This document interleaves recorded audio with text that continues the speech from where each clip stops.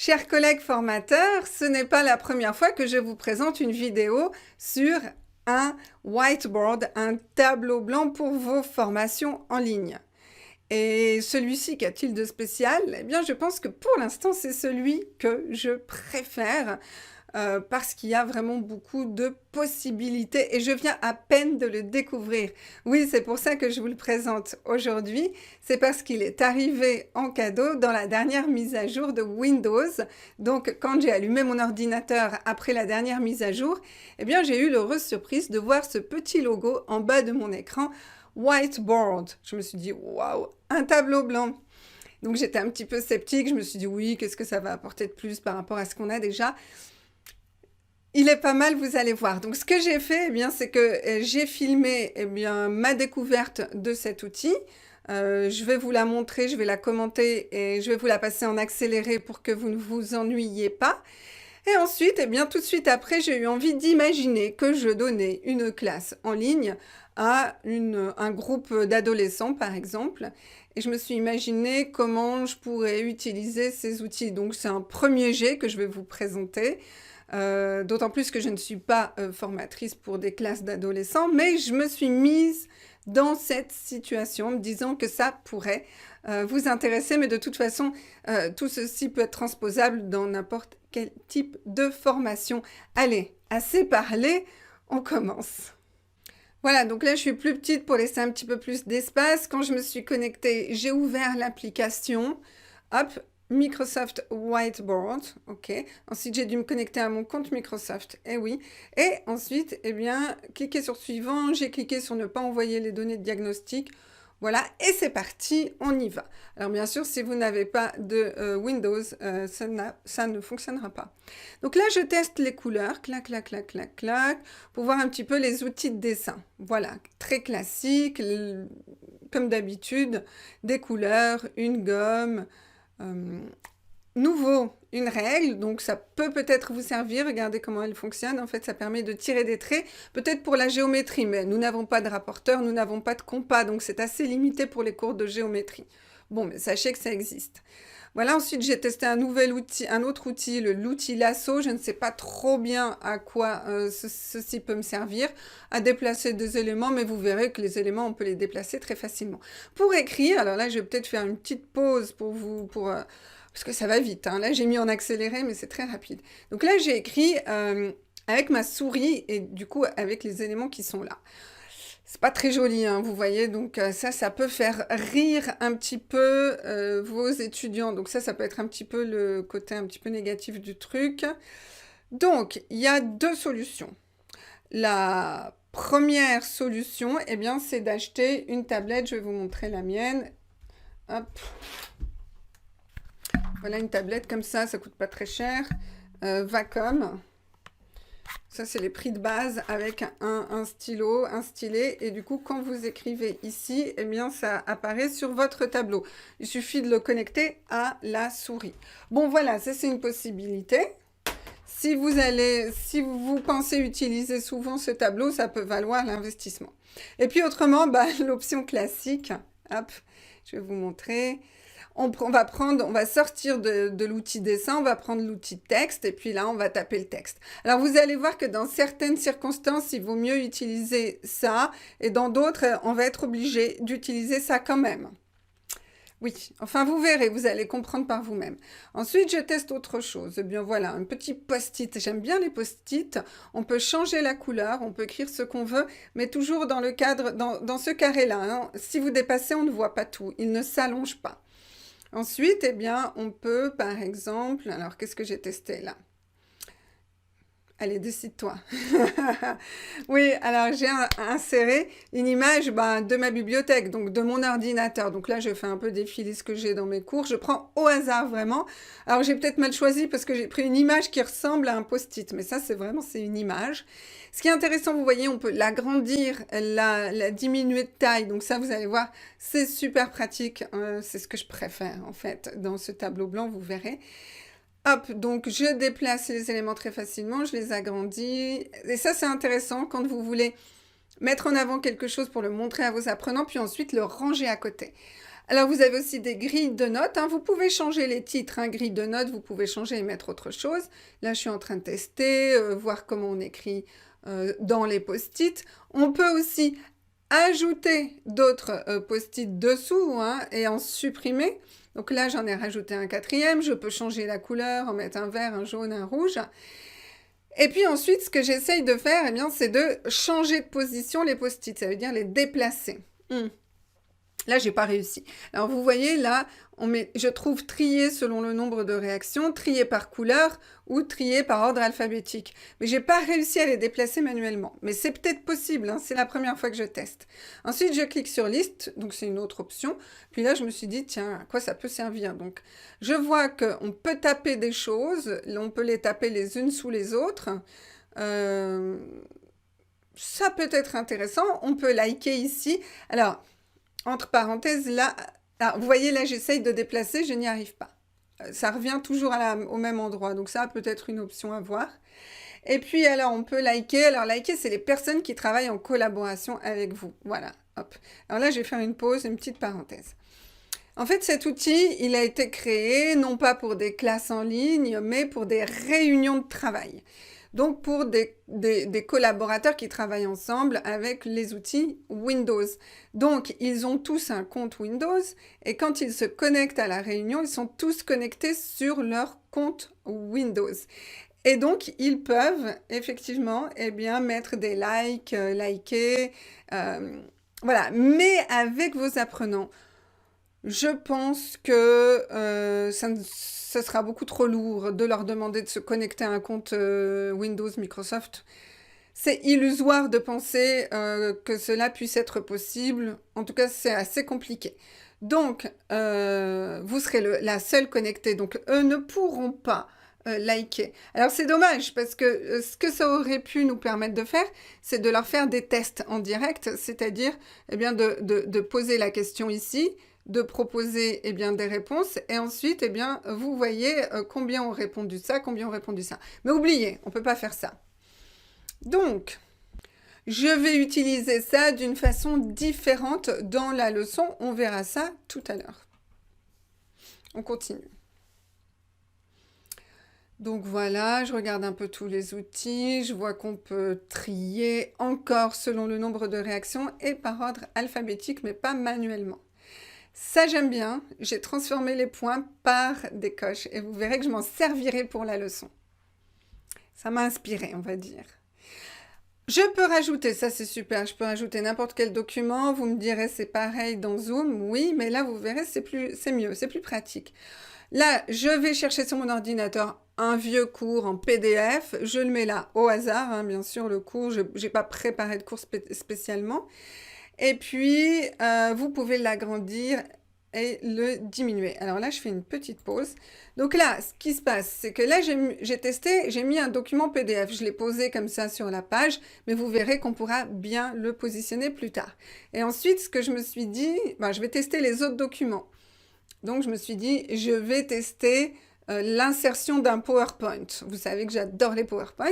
Enfin, j'adore, je trouve ça très utile. Je les utilise beaucoup. Et là, je vais m'arrêter parce que vous pouvez avoir le même problème que moi. C'est pas vraiment un problème, hein. En fait, ce qui se passe, c'est que... Hop, hop, hop. Là, je mets plus. Et là, je clique sur PowerPoint. OK ? Et ensuite, voilà ce qui se passe. Pour utiliser cette fonctionnalité, vous devez activer les services connectés. Ce paramètre permet à Whiteboard d'accéder à des services tels que Bing et Office 365. Voilà, donc Bing, oui, alors Bing, c'est là où vous allez trouver des images en ligne, on va voir ça tout à l'heure. Et c'est pour ça, en fait, je l'avais désactivé, j'avais oublié, je l'avais désactivé. Et c'est pour ça que sur mon tutoriel de PowerPoint, je ne pouvais pas insérer d'images directement via le web et que je devais d'abord les télécharger sur mon ordinateur pour les insérer dans le PowerPoint. C'est parce que j'avais changé ce paramètre. Donc là, je vais le rechanger pour pouvoir aussi utiliser Office 365 et intégrer des documents Word et des documents PowerPoint. Donc là, du coup, je vais mettre, vous allez voir, atteindre. Et donc, j'accepte. Et ensuite, je me pousse un peu, hop. Je vais me pousser pour vous montrer. ce que j'ai fait, c'est que j'ai cliqué sur « Activer les expériences utilisateurs connectées ». Voilà. Et c'est ça qui va me permettre d'insérer un PowerPoint ou un document Word. Donc ça, il faut le faire. Ensuite, eh bien, sur mon ordinateur, j'insère le PowerPoint. Et là, vous voyez, j'ai tout mon PowerPoint parce que j'ai sélectionné toutes les feuilles. Mais en réalité, eh bien, vous pouvez intégrer seulement une feuille ou seulement 2 feuilles du PowerPoint ou seulement 3 feuilles. Vous avez vu, c'était peut-être un peu rapide. Voilà, ici, j'ai toutes les feuilles. Et donc, hop. Je peux cliquer, là j'ai mis insérer toutes les feuilles, mais si je clique sur une, eh bien je peux insérer seulement une. Donc là, eh bien je les ai toutes insérées, mais après j'en choisis une, je la montre, je la zoome, je dézoome, etc. Et je peux effacer les autres, hein, même si j'ai fait l'erreur de tout intégrer. Et c'est là où je me suis rendu compte de la magnificence de ce logiciel. C'est que j'ai découvert qu'en haut, vous voyez tout en haut, là je ne peux pas l'atteindre, mais tout en haut, il y a mon tableau. Vous voyez le petit cadre en haut, le petit cadre blanc. Attendez, je vais bouger pour vous montrer avec mon doigt. Donc vous voyez ici, là, eh bien ici, c'est notre tableau, celui sur lequel on a travaillé tout au départ. Il est tout petit. Et finalement, on a cette capacité de complètement dézoomer, d'assembler comme on veut les documents sur un espace immense, et ensuite de zoomer dessus en fonction de l'élément qu'on veut utiliser dans notre cours. Et ça, c'est vraiment pratique parce que vous pouvez préparer à l'avance les documents qui vont être nécessaires pour votre cours, les mettre dans un coin et au fur et à mesure de la leçon, aller les chercher, zoomer dessus, les mettre en avant. Je vous montrerai ça tout à l'heure. Allez, on n'a plus besoin de moi ici et on reprend la vidéo. Ok, donc là, du coup, je m'amuse à voir comment ça bouge, comment on peut voilà, donc ça, c'est super pratique. Et là, je me dis, tiens, si j'écrivais dessus, parce que c'est vrai que des fois, eh bien, j'ai des exercices sur les PowerPoint et je veux pouvoir compléter, écrire. Et je me rends compte que là, ben, du coup, l'outil stylo, il n'est pas super pratique, parce que comme on n'est pas en zoom plein écran, on ne voit pas très bien l'écriture. Donc, il faut vraiment que le PowerPoint soit plus grand, que vous soyez en zoom dessus. Hop, je fais une petite pause là pour vous montrer quelque chose. Ça, c'était pas ce que je voulais vous montrer. Mais tant qu'on y est, vous voyez, là, je suis sortie, sans faire exprès, j'ai testé un truc. Et vous voyez qu'en fait, on peut créer plein de tableaux blancs. Là, on en a fait un, mais on peut en créer plein. Et donc, ça signifie que si, par exemple, dans la journée, vous avez 4 classes, 4 cours différents, eh bien, vous pouvez préparer vos 4 classes avec tous les documents pour chaque classe.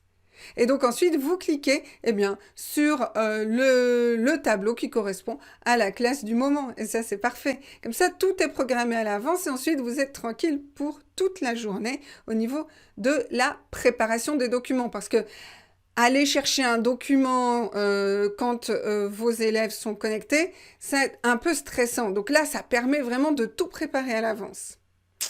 Ça, c'est vraiment un point positif, je pense, pour nous, formateurs. Ok, on continue, j'arrête de parler.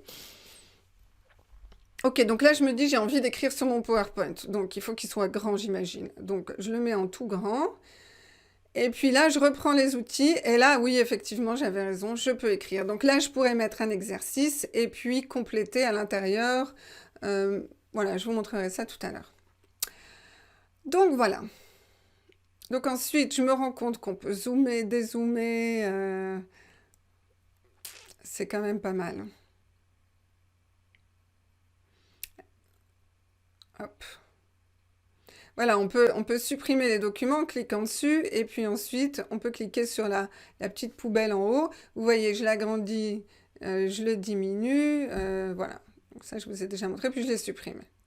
Donc ensuite, ce que je vais faire, c'est que je vais tester eh bien, les modèles, les préversions. Donc ce sont des modèles pour des réunions de travail, donc pas pour des formateurs. Et je me suis dit, mais est-ce qu'on peut les réutiliser nous? Vous voyez par exemple les 4 règles du brainstorming.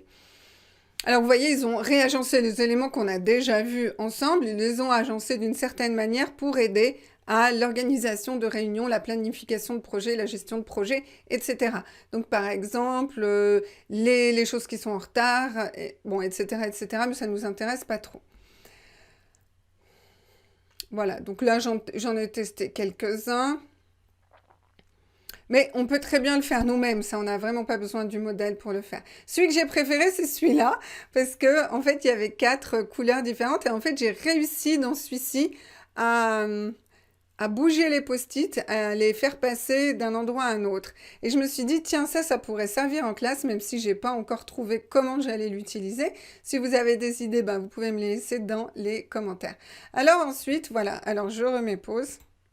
Eh bien, vous voyez ici, forme et tableau, ce sont des options qui sont activées, mais au départ, elles n'étaient pas activées chez moi. À quoi cela sert-il? Alors, le tableau, je vais vous montrer tout à l'heure. Et pour les formes, ça permet d'avoir de belles formes géométriques. Donc, si par exemple, avec votre souris, vous faites une ébauche de cercle, il va se transformer automatiquement en cercle parfait. Si vous faites une ébauche de triangle, il va se transformer en triangle. Alors, j'ai pas testé le triangle, mais ça doit faire soit un triangle isocèle, soit un triangle équilatéral. Je pense plutôt équilatéral. Et puis ensuite, eh bien, vous pouvez aussi faire des carrés. Nous, on va utiliser l'option tableau. Tout à l'heure, je vous montrerai ça.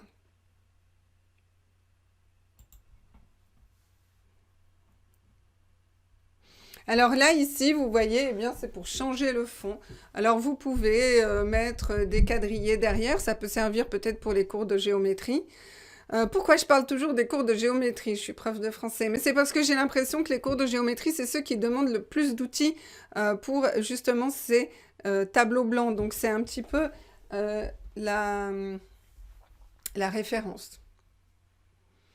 Voilà, donc là, je vais insérer une image. Donc là, j'ai tapé livre, paf, il me propose plein de livres. Alors ça, ces livres-là ne sont pas sur mon ordinateur. C'est le web qui les propose. OK. Alors, attendez, je vais faire un petit ajustement et je reviens. Donc, par rapport à cette histoire d'image, vous allez me dire, oui, mais bon, les images, c'est pas très important quand tu donnes une formation ou quand tu donnes un cours à des adolescents. C'est vrai, vous avez peut-être raison, mais moi, je me dis que si on veut reproduire un petit peu l'univers de la classe, eh bien, imaginez une classe d'adolescents.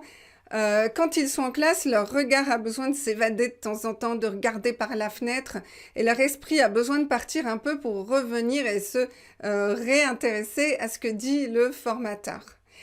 Et là, en fait, l'image, elle peut faire office de fenêtre. Et d'ailleurs, cette image-là, elle est un petit peu trop simple. C'est mieux de sélectionner des images dans lesquelles il y a plein de petits détails. Comme ça, quand l'apprenant a besoin de s'évader, quand son esprit a besoin de s'évader, il peut se focaliser sur cette image qui est quand même sur son écran. Donc, il n'a pas besoin de quitter l'espace de la classe virtuelle. Et il va regarder les petits détails de cette image et ensuite revenir sur ce que vous êtes en train de dire ou peut-être même faire les deux en même temps. Donc, par exemple, vous pourriez trouver, c'est une idée qui me vient, mais une image d'une fenêtre avec plein de petits détails, des oiseaux derrière, des arbres, etc. Ce qui permettra aux apprenants, quand ils en ont envie, de s'aérer un peu l'esprit en regardant par cette fenêtre virtuelle. C'est une idée pour utiliser les images. Si vous en avez d'autres, vous pouvez me les proposer, bien sûr. En tout cas, nous les proposer à tous. On continue. Alors là, on va faire maintenant un tableau. Donc là, je fais vraiment un carré basique, mais comme j'ai activé l'option, paf, se transforme en carré. Comme j'ai activé l'option tableau, quand j'ébauche un tableau, eh bien, il se transforme en tableau. On peut aussi rajouter des colonnes, on peut rajouter des lignes. Vous avez vu comment j'ai fait. Là, j'ai fait une ligne en trop. Je vais chercher la gomme et je vais l'effacer. Et ce que je vais faire, c'est que je vais essayer d'écrire dedans. Donc là, j'ai pris l'outil stylo. Donc quand j'écris avec le stylo, eh bien, le tableau s'agrandit automatiquement. Mais quand j'écris avec l'outil texte, le tableau ne s'agrandit pas. Donc à ce moment-là, il va falloir que vous étiriez le tableau je vais faire une pause, que vous étiriez le tableau pour que le texte rentre. Alors là, ce que j'ai fait, eh bien, on va entrer dans la deuxième partie de la vidéo. Je vais vous montrer un essai de leçon que j'ai improvisé, que j'ai imaginé pour voir comment utiliser ces outils. Donc voilà, imaginons, je me connecte. Je vais vous montrer après comment tout ça s'insère extrêmement facilement dans vos logiciels de vidéoconférence. Donc là, imaginons, j'ai démarré la vidéoconférence, les élèves sont là. J'écris sur mon tableau leçon d'aujourd'hui. Alors, ce qu'il aurait fallu faire peut-être, c'est préparer les documents à l'avance. Mais là, comme j'improvise, on est dans l'impro totale. Leçon d'aujourd'hui. Ensuite, je me dis une petite liste. OK, et là, je mets la liste en dessous. Et je vais écrire, eh bien, le programme du cours. D'abord, on parle des derniers devoirs. Donc, les devoirs qu'ils auront fait à la maison. Ensuite, je vous explique le COD, donc le complément d'objet direct, parce que je suis professeur de français.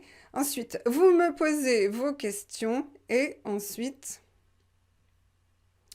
on fait des exercices. Alors, j'ai fait une erreur, j'ai écrit exercice. Pour une prof de français, voilà, ça la fout mal, mais vous verrez que je vais me rattraper. Et enfin, je vous donne les prochains devoirs. Donc ça, vous pouvez le préparer à l'avance ou bien le faire comme ça devant les apprenants directement en leur expliquant exactement ce qu'on va faire aujourd'hui.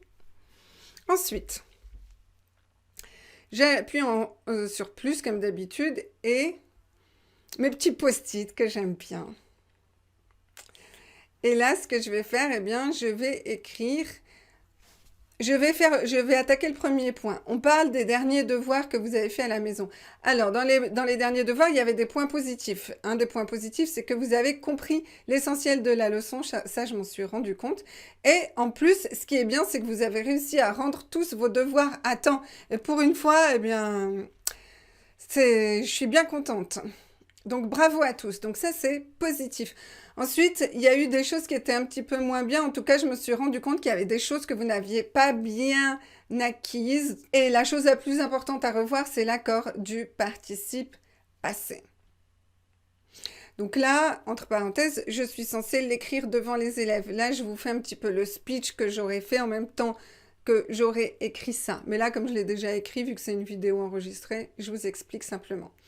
Donc, je retourne à mes élèves. Donc, conclusion des devoirs. Eh bien, ce que je vais faire, c'est que on va revoir ce point, donc l'accord du participe passé. On va le revoir ensemble et je vais vous donner d'autres devoirs sur ce thème, de nouveaux exercices pour voir si cette fois, vous l'avez bien assimilé. Voilà. Donc, voilà.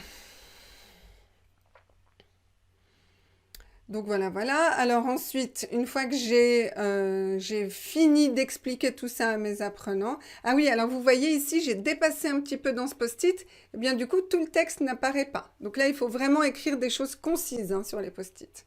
Et ensuite, eh bien, vous prenez les post-it et vous les déplacez. Alors, j'ai décidé de faire ça pour cette leçon, de déplacer les choses qui ont été vues sur le côté gauche du tableau. Et ensuite, je clique. Alors, vous avez vu, pardon, je parle. Donc, je déplace et ensuite, je retourne à la liste des tâches du cours et je clique sur « On parle des derniers devoirs ». Voilà, on a fait ça et on passe à la suite. On va faire la leçon sur le complément d'objet direct. Donc là, vos étudiants sont toujours en train de vous écouter. Il y a une mouche qui tourne autour de moi, une abeille, je crois. J'espère que ça ne vous dérange pas. Alors, je prends un document vraiment, pas au hasard, hein, je suis allée piocher, mais j'ai pioché un document au hasard dans mon dossier COD-COI. Donc voilà, j'ai pris ces documents. Donc normalement, je suis censée les avoir déjà préparés avant la leçon. Et je les aurais peut-être mis en haut, à droite ou plus loin. Voilà, vous pouvez les caser, vos documents, dans le coin en haut à gauche. Et puis, au moment de les utiliser, eh bien, vous les apportez au milieu de la leçon. Et là, vous zoomez. Vous zoomez parce que là, vous pouvez bien expliquer à vos élèves. Donc, qu'est-ce qu'un complément d'objet direct? Eh bien, c'est quand on pose la question « qui » ou la question « quoi ». Et puis là, après, ensuite, on peut déplacer, on peut passer à la suite de la leçon, et on déplace à la suite de la leçon. Et puis là, on peut demander aux apprenants. Alors maintenant, ce que vous allez faire, c'est que vous allez... Hop, je vais faire une petite pause. Vous pouvez essayer par deux de faire une phrase avec un COI et une phrase avec un COD. Et vous savez que si vous utilisez des outils comme Zoom, par exemple, eh bien, vous pouvez mettre vos apprenants dans des groupes séparés. Vous pouvez les mettre ensemble par 2, par 3, par 4, par 5 pour faire un exercice ou une tâche et vous déplacer dans les différentes salles. Bon, ça, c'est facultatif, hein, je vous donne les idées qui me viennent. Alors ensuite, une fois que j'ai utilisé les documents, je les range à côté, mais je les range de manière organisée. Ça, c'est très important d'avoir toujours un tableau qui est organisé. Vous allez voir pourquoi à la fin. Alors, vous voyez que là, le titre, eh ben, il ne s'est pas déplacé. Alors oui, alors je clique, je vous explique le COD. Ça, c'est fait. Donc, je vous ai expliqué le COD et le COI. Donc, on a accompli la deuxième tâche de ce cours. Et maintenant, vous allez me poser vos questions. Donc là, on voit que le COD, ben voilà, je le déplace. Et là, on passe dans la partie « Vous me posez vos questions ». Donc, comment vais-je faire ça? Alors, j'ai improvisé quelque chose en essayant d'utiliser un outil différent pour vous montrer le maximum d'outils possibles. Donc, question-réponse, et j'ai sélectionné un tableau. Alors, c'est intéressant parce que j'ai essayé de faire un carré, mais finalement, j'ai fait un rond, puis j'ai vu qu'il s'est transformé en forme géométrique. Donc là, je fais un rectangle qui va se transformer en tableau. Voilà. Et là, du coup, je vais taper la question. Voilà, j'ai décidé de faire un tableau en mettant la question d'un côté et les réponses d'un autre côté. Est-ce qu'on aura ça à l'examen? Donc là, j'écris au fur et à mesure les questions que mes apprenants me posent. C'est bien d'écrire les questions pour que tout le monde les visualise bien et tout le monde les comprenne bien. Et ensuite, je leur demande de proposer une réponse. Et alors, qu'est-ce que vous pensez? Vous pensez qu'on aura ça à l'examen ou pas? Et donc, chacun va proposer, et puis je vais dire, bah oui, bien sûr qu'on aura ça à l'examen, vous croyez quoi? On fait pas ça pour rien. Deuxième question des apprenants, pourquoi il y a des COD et des COI? Question bête, réponse bête. Non, c'est une question intéressante. Donc, j'ai répondu très rapidement, vraiment pour vous montrer qu'en réalité, eh bien, voilà, j'avais mal paramétré mon tableau, il était trop petit, eh bien, pas de problème, je l'étire et il va s'adapter à mon texte. Ce n'est pas le texte qui va s'adapter au tableau. Donc là, vous devez mettre une entrée à la ligne pour que ça rentre. Les pronoms sont différents, l'accord du participe passé est différent avec les pronoms COD et COI. Et puis aussi, je fais ça pour vous embêter. Non, il y a des COD et des COI pour vous embêter parce qu'autrement, ce serait trop facile. Et puis, alors voilà, vous pouvez rajouter des questions, rajouter des réponses, etc., etc., à l'infini. À l'infini. Puisque la page peut s'étendre à l'infini. Donc voilà. Alors ensuite, je me dis que, ben voilà, on a posé toutes les questions, le temps passe, on doit passer à la phase exercice. Et là, je me suis rendu compte que j'avais fait une erreur et je corrige. Donc, ce que je dois faire, c'est déplacer mon tableau. Mais le problème, c'est que quand je déplace mon tableau... Attendez, je vais vous montrer ça. Ce que j'ai fait, c'est que... Alors là, vous ne l'avez pas vu... c'est que j'ai essayé de prendre mon tableau et de le déplacer sur le côté gauche comme je l'ai fait avec le reste là. Et en fait, je me suis rendu compte que ce n'était pas possible. Pourquoi? Parce que j'ai écrit avec l'outil texte et pas avec l'outil dessin. Si vous écrivez avec l'outil dessin, eh bien le dessin et le tableau sont synchronisés, en tout cas sont associés. Donc si vous déplacez le tableau, vous déplacez le texte. Si vous écrivez comme je l'ai fait avec une jolie écriture et donc avec un outil texte, quand vous allez déplacer votre tableau, eh bien le texte ne va pas partir avec. C'est ce qui s'est passé pour moi en tout cas. Donc vous pouvez imaginer que le tableau va rester là. Vous ne le déplacez pas et vous positionnez les éléments au fur et à mesure. Et en fait, finalement, c'est le tableau le tableau blanc qui va se déplacer et pas les éléments. Voilà, on peut imaginer ça comme ça. Alors là, ce qu'on n'a pas fait, c'est le document Word. Donc, je me dis, bah, pour les exercices, on va prendre un Word. Vu qu'on a vu les PDF, on a vu les PowerPoint, on va prendre un Word. Donc voilà, je prends quelque chose au hasard. C'est même pas un texte, un document que j'ai fait moi. Donc, c'est un exercice où on doit compléter avec les pronoms corrects. et pronom complément correct. Donc là, je me suis dit, quelle est la meilleure manière d'écrire au sein du document? Bah, déjà, bien zoomer, je pense que ça, c'est important. Et ensuite, bah, c'est l'outil texte. Alors, vous pouvez écrire, si vous avez un stylet comme ça, vous pouvez écrire avec votre stylet. Et puis, vous voyez là ce qui s'est passé? J'ai déplacé mon document, mais le texte ne s'est pas déplacé. Donc ça, c'est un problème avec ça, c'est-à-dire que vous ne déplacez plus votre document, vous déplacez le tableau. Par contre, si vous écrivez avec ça, bon là, j'écris avec la souris, hein, vous voyez, c'est pas très joli. Là, à ce moment-là, quand je déplace le document, eh bien, le texte part avec, voilà. Donc, c'est vous qui choisissez, voilà. Vous voyez, on a les deux options. Voilà, les exercices sont faits. Donc, maintenant, ce qui nous reste, c'est les devoirs. Bon, alors, je vais vous donner les devoirs pour la semaine prochaine. Donc, l'exercice 3, page 54. Et pour mardi, pardon. Exercice 3, page 54, exercice 2, page 55. Et puis aussi, surtout, ne pas oublier que la semaine prochaine, on a un devoir. Donc, n'oubliez pas de réviser pour préparer le contrôle de mercredi. Donc, le sujet, c'est la conjugaison des verbes du deuxième groupe. N'oubliez pas ça, hein, il vaut mieux se préparer à l'avance pour ne pas faire tout à la dernière minute. Ok, voilà, maintenant la leçon est terminée, je positionne bien mes documents. Et pourquoi je fais ça? Eh bien, parce qu'après, ce qui est génial, c'est qu'on a la possibilité d'envoyer ça à nos apprenants. Donc, on va dans Paramètres, je me pousse, je clique sur Exporter, sur Images, et ensuite, eh bien, j'ai tous les documents qui sont exportés en images. Vous pouvez aussi envoyer, vous avez vu, j'ai cliqué sur une autre option. Donc, vous avez donc deux possibilités, parce que là, c'est allé vite. J'ai cliqué sur image et j'ai enregistré l'image. Donc ça, c'est une image que je vais garder moi sur mon ordinateur. Et ensuite, je vais pouvoir l'envoyer manuellement à mes apprenants. Ou bien, vous avez vu, il y a une option, tout inclus, où vous pouvez... Hop. Alors, je vous remontre. Vous pouvez cliquer sur « Envoyer un récapitulatif par courrier électronique ». Ici. Et donc là, à ce moment-là, eh bien, l'élève va recevoir tous les documents un peu mieux organisés. Vous voyez, organisés sur 2 pages, classés. Et puis aussi, eh bien, le texte, tous les textes qui auront été écrits dans les post-it, dans les tableaux, etc.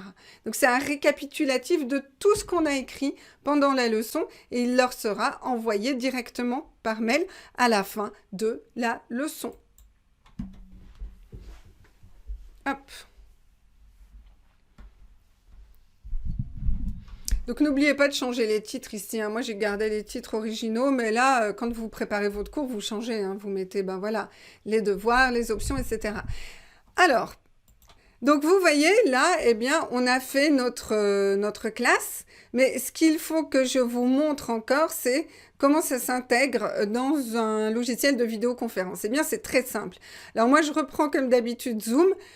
J'insiste, je ne fais pas la pub pour Zoom, mais je vous le montre parce que c'est ce que j'utilise depuis des années. Donc, c'est ce qui est le plus facile pour moi à utiliser. Et c'est le logiciel que je préfère. Mais vous pouvez vraiment intégrer ça dans n'importe quel autre logiciel de vidéoconférence du moment qu'il y a l'option partage d'écran. Regardez, là, je suis allée sur mon compte Zoom. Je me suis connectée à une conférence où j'ai lancé une vidéoconférence. Hop, je vais mettre play pour vous montrer la fin. Et puis, hop. Bon, alors vous connaissez, je vous ai déjà fait un tutoriel là-dessus. Et ensuite, je clique sur partager. Et là, je choisis l'écran du Whiteboard Microsoft. Donc, le tableau Microsoft. Je clique dessus. Bon, là, c'était flou parce que c'était mes documents perso. Et voilà, regardez, c'est... Vous avez vu? On est sur Zoom, là. On est sur Zoom. Bon, bien sûr, imaginez que je ne suis pas là. Hop, on va faire comme d'habitude. Je vais disparaître pour vous montrer le résultat. Voilà. Donc là, vous êtes sur Zoom. Vous reconnaissez les outils Zoom dont on a l'habitude. Et derrière, eh bien, vous avez tout ce qu'on a préparé. Donc, au fur et à mesure de la leçon, vous pouvez déplacer tous les documents. Même si vous êtes sur Zoom en vidéoconférence, il n'y a aucune différence. Et vous avez en plus les options Zoom. Voilà, on a terminé de voir eh bien, les options du tableau blanc de Windows. J'imagine que ces options vont évoluer petit à petit. Alors là, on est en juillet 2020. On a déjà eu un confinement et j'espère qu'on n'en aura pas d'autres. Mais il est quand même préférable de vous habituer à utiliser tous ces outils pour donner des classes en ligne. Même si on n'est plus confiné, il se peut qu'un jour, votre établissement vous dise qu'ils ont décidé de faire certains cours à distance. Et donc, il faut être prêt pour ce genre d'évolution. C'est quelque chose qui va être de plus en plus fréquent. Et si vous devez apprendre à utiliser tous ces outils d'un coup et très rapidement, ça va être un petit peu stressant pour vous. Donc, il est sûrement préférable de s'habituer dès maintenant à utiliser ces outils. Ainsi, quand vous en aurez vraiment besoin, eh bien, vous les maîtriserez parfaitement. Voilà, si vous avez des questions, eh bien, n'hésitez pas à les poser dans les commentaires sous la vidéo. Vous pouvez vous abonner à ma chaîne pour recevoir les prochains tutoriels. Et je vous souhaite une excellente journée et une excellente formation avec vos apprenants. Ciao, ciao!